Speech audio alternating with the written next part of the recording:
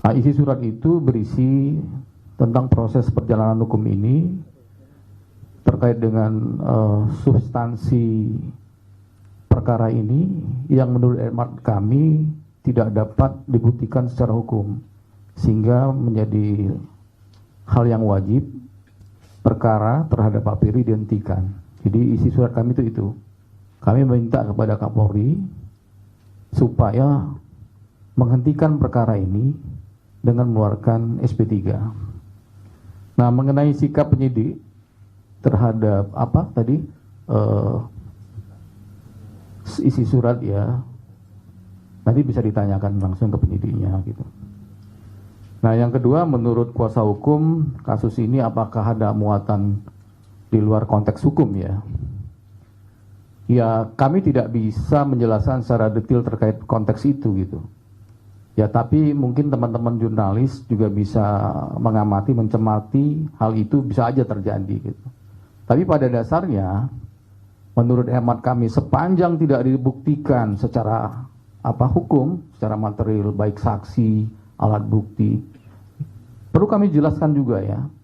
Misalnya ada penggeledahan dari pihak penyidik ke rumah beliau di Bekasi, kemudian di Kertanegara, rumah yang dia sewa, tidak ada satupun barang bukti yang disita.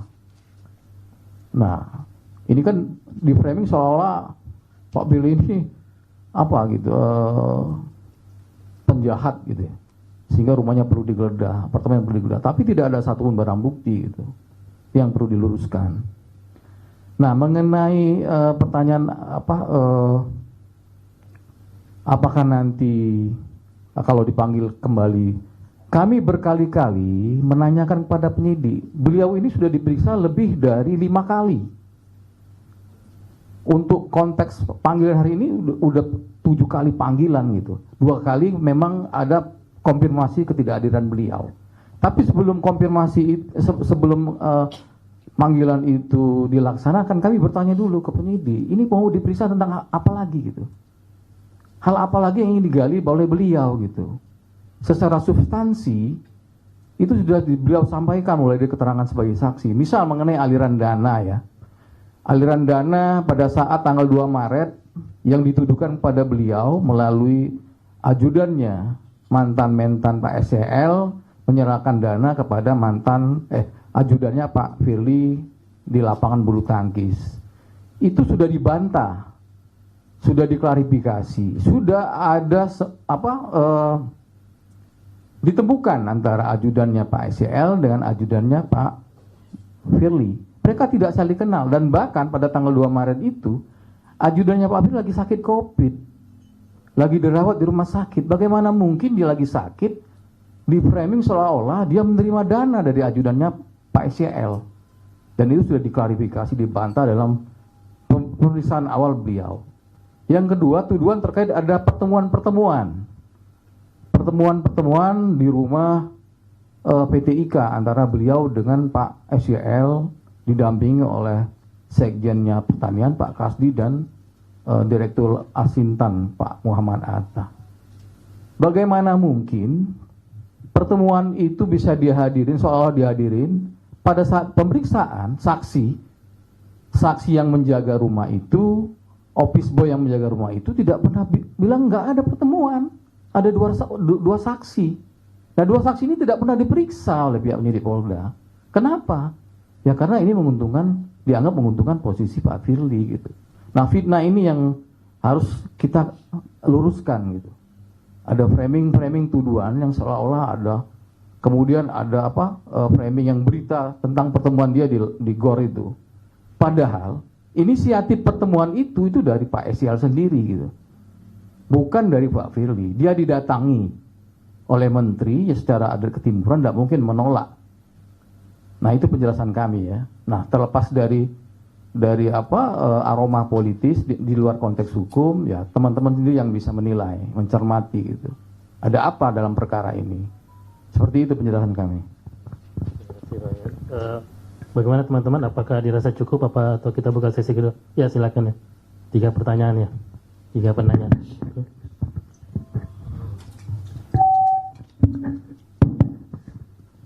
Ya, Iya, selamat sore Pak. Saya Thomas dari Kumparan. Mau tanya ini aja sih perihal kegiatan yang hari ini dilakukan oleh tim kuasa hukumnya Pak Firly.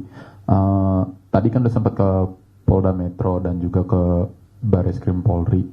Mungkin tadi kayaknya juga sempat disinggung pas doorstop mau ke DPR atau bagaimana gitu. Nah itu boleh diperjelas lagi nggak? Maksudnya benar mau ke pimpinan DPR atau DPD RI terkait permasalahan ini, dan yang dibawa itu apakah perihal yang sama agar kasus ini penyidikan kasus ini dihentikan atau bagaimana? Itu aja sih. Terima kasih. Penanya yang kedua. Ya.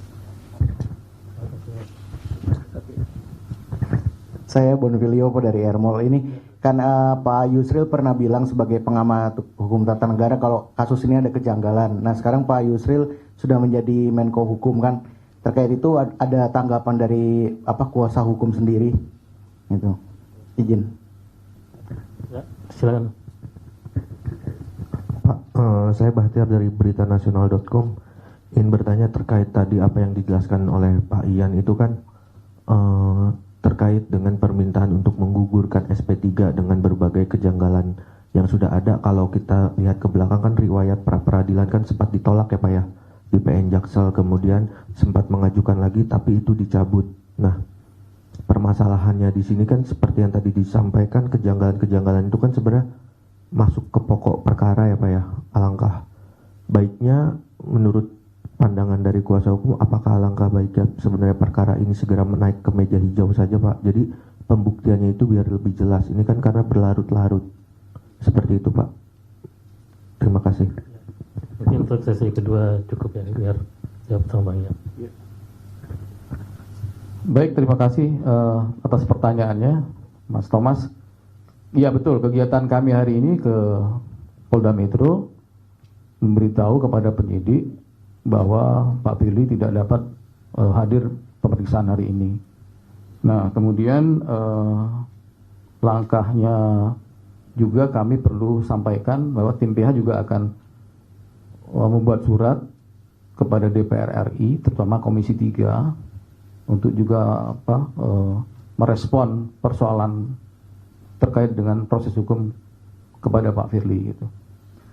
Nah, kemudian mengenai Prof Yusril ya, betul Prof Yusril kami minta sebagai saksi ahli yang meringankan sesuai dengan pasal 65, haknya tersangka untuk dapat menghadirkan orang atau ahli yang meringankan tuduhan terhadap beliau.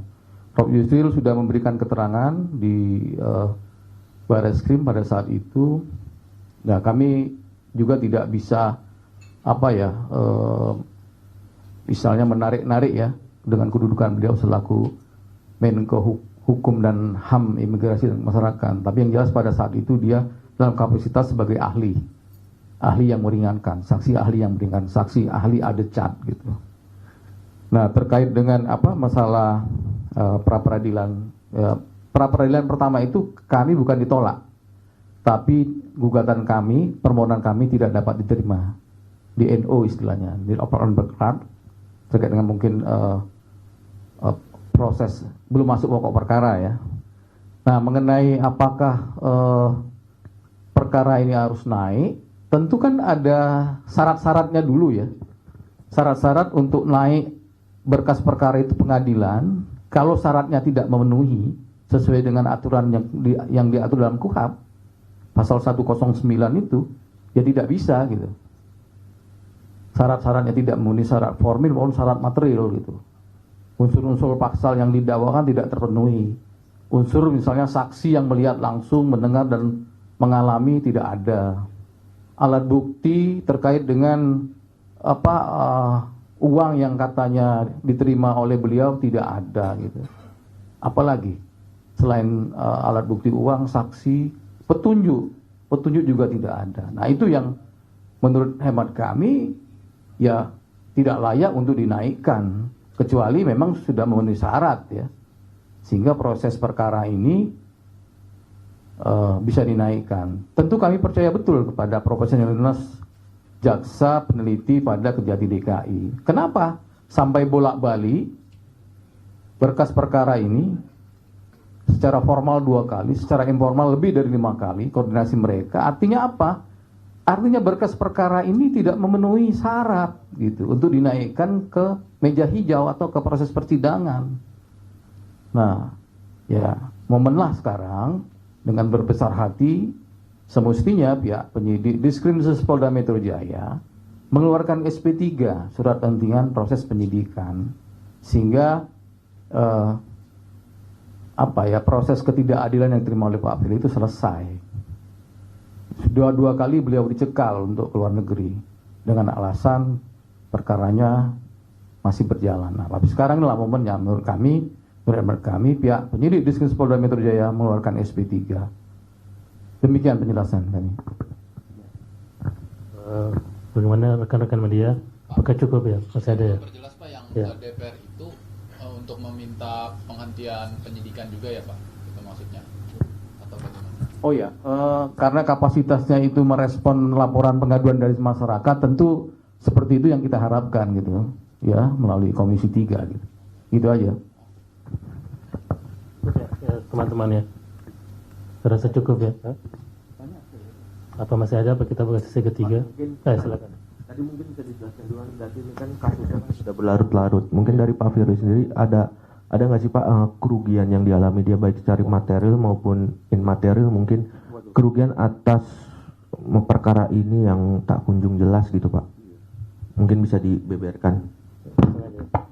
Ya tentu saja ya, secara material dia dirugikan ya. Imaterial juga nama baik beliau gitu ya, tercemar. Kemudian beban keluarga, anak dan istrinya gitu kan. Beliau tidak bisa dicekal luar negeri untuk melaksanakan ibadah umroh misal ya. Kemudian secara material dibatasi ruang geraknya gitu. Bahkan dia melakukan aktivitas sebagai makhluk sosial, melakukan olahraga aja istilahnya di framing seolah-olah dia melecehkan proses hukum terhadap dirinya. Padahal dia berolahraga badminton itu sebelum jauh dia ditetapkan sebagai tersangka. Nah itu yang menurut kacamata kami kerugian besar beliau itu ya nama baik, kemudian beban keluarga beliau, sehingga beliau tidak bisa melakukan aktivitas apapun gitu. Seperti itu penjelasannya ya. Ya, silakan. Ya, Mas.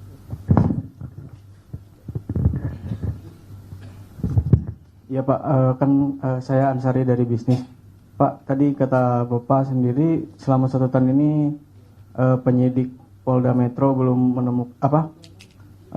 memenuhi syarat material oleh jaksa gitu dalam berkas perkaranya. Nah ini apakah akan melaporkan balik penyidik ke Propam atau ada opsi lain mungkin? Sama penegasan Pak, tadi itu berarti ke Polda Metro sama ke Baris Krim itu minta SP3 atau gimana ya Pak? Terima kasih.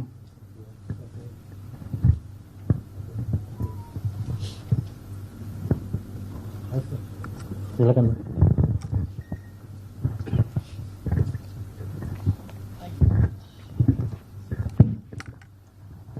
Selamat sore Bang Ian dan kawan-kawan, saya Dian dari Kompas TV. Mau penegasan aja Bang, tadi follow up pertanyaan teman-teman yang lain. Soal nanti ke depannya kalau misalnya ada panggilan lagi, apakah Pak Firly akan memenuhi panggilan tersebut atau kata lain akan kooperatif atau akan terus-menerus melakukan perlawanan, atau nanti kalau tidak hadir apakah itu bentuk kekhawatiran tim kuasa hukum kalau nantinya Pak Firly akan langsung ditahan karena ada wacana Pak kalau tidak memenuhi panggilan hari ini tuh akan dijemput paksa. Itu aja sih. Terima kasih. Saya ada satu lagi. Ya,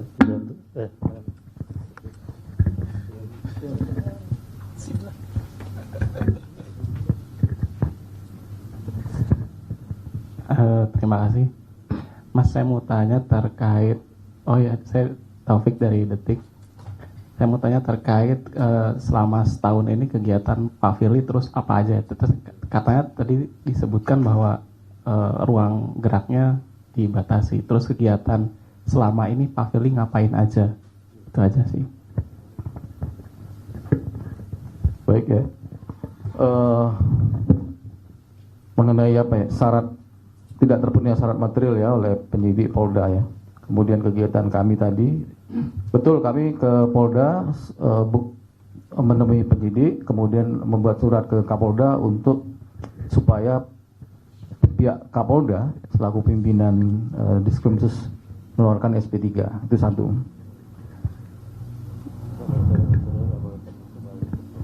Oh ya, untuk terkait dengan tuntutan balik, kami juga membuat surat tembusan secara struktur ke Karowasidik Baris Krim Polri ya, terkait proses penyidikan perkara ini gitu. Tentu nanti tinggal respon dari Karwasidiknya gitu. Kan tentu saja ada SOP-nya yang terkait dengan dikeluarkannya SP3 berdasarkan Perkap Kapolri gitu. Nah, dari surat itulah kita berharap direspon oleh pihak Karwasidik sehingga atas surat kita tadi melalui surat kepada Kapolri, Kapolda, Karwasidik, SOP yang mereka lakukan adalah misalnya melakukan gelar perkara gitu kembali, kemudian menguji kembali alat bukti yang sudah dikumpulkan oleh penyidik. Sepanjang itu memang tidak memenuhi, ya wajib dikeluarkan SP3. Tentu ada SOP-nya gitu. Kalau misalnya terkait dengan upaya kita untuk melakukan propam, tentu kita belum sampai ke sana gitu ya. Kita cuma minta supaya sesuai dengan konteks aturan KUHAP aja, perkara yang dituduhkan kepada Pak Firly ini kami desak untuk dikeluarkan SP3. Nah, kemudian mengenai apakah nanti Mbak Dian ya di Kompas kembali dipanggil ya, akan ada wacana penahanan. Jadi begini, penyidik itu bisa melakukan penahanan paling tidak ada dua syarat. Syarat subjektif dan syarat objektif. Dan saya sudah pernah menyampaikan kepada teman-teman media, syarat subjektifnya itu apakah Pak Firly mau melarikan diri? Tidak. Apakah Pak Firly akan menghilangkan barang bukti? Tentu tidak. Apakah Pak Firly akan melakukan kembali perbuatannya? Tentu tidak. Nah, syarat subjektif ini sudah kami sampaikan kepada penyidik dan mereka sudah memahami bahwa hal tersebut tidak akan pernah dilakukan oleh Pak Firly. Jadi upaya penahanan atau apapun bentuknya gitu, tentu penyidik yang mempunyai penilaian tersendiri terhadap posisi beliau. Nah, kemudian Taufik dari Detikcom, kegiatan Pak Firly ya, beliau tentu tersandera betul ya dengan status tersangkanya selama lebih dari 1 tahun ini gitu. Status hak sosialnya yang dibatasi, tidak bisa kemana-mana gitu, dipantau terus. Beban keluarga anak dan istri beliau gitu. Kemudian ya salah satunya karena dicekal ke luar negeri ya tidak bisa memenuhi melakukan perjalanan keagamaan ya, salah satunya umroh. Nah, itu yang kegiatan beliau sehari-hari. Nah, di samping dia mengisi dengan kegiatan olahraga, kemudian kegiatan keagamaan di rumah. Dia dari dulu memang punya aktivitas menjadi pembina rumah yatim piatu di dekat rumah beliau. Jadi aktivitas beliau seperti itu. Seperti itulah penjelasannya ya. Terima kasih banyak teman-teman. Apa masih ada dari rekan-rekan media?